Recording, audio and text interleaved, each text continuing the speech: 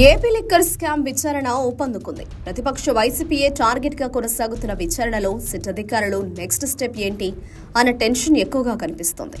ప్రధానంగా వైసీపీలో కొందరు ముఖ్య నేతలకు ఈ స్కామ్తో సంబంధం ఉందని ప్రభుత్వం ఆరోపిస్తోంది. ఇదే సమయంలో వైసీపీ నేతల పాత్రపై ఎటువంటి ఆధారాలు సేకరించింది ప్రభుత్వం చెప్పడం లేదు.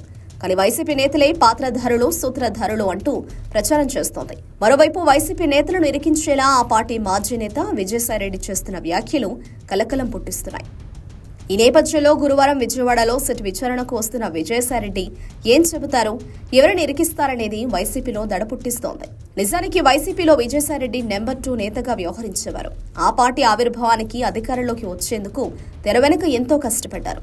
అధినేత జగన్ ను ప్రజల ముందు ఉంచి పార్టీకి బ్యాక్గ్రౌండ్ చేసేవారు. ఈ క్రమంలోనే వైసీపీలో లీడర్లు, కార్యకర్తలకు విజయసాయిరెడ్డి మాటే వేదవాక్కులా భావించేవారు. అయితే పార్టీ అధికారంలోకి వచ్చిన తర్వాత విజయసాయిరెడ్డి పాత్ర బాగా తగ్గిపోయింది.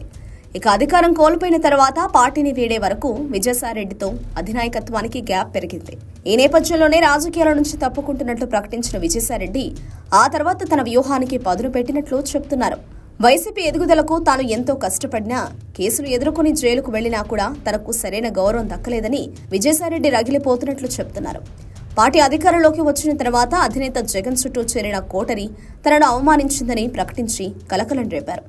ఈ నేపథ్యంలోనే వైసీపీలో ప్రముఖ నేతలుగా చెలామణి అవుతున్న వారిని టార్గెట్ చేసేలా విజయసాయిరెడ్డి మాటల తూటాలు పేల్చుతున్నారు. అధినేత జగన్ అంటే తనకు ఇప్పటికీ ఇష్టమంటూనే ఆయన చుట్టూ ఉన్న వారికి ఉచ్చు బిగించేలా విజయసాయిరెడ్డి చేస్తున్న రాజకీయం అంత చిక్కడం లేదు.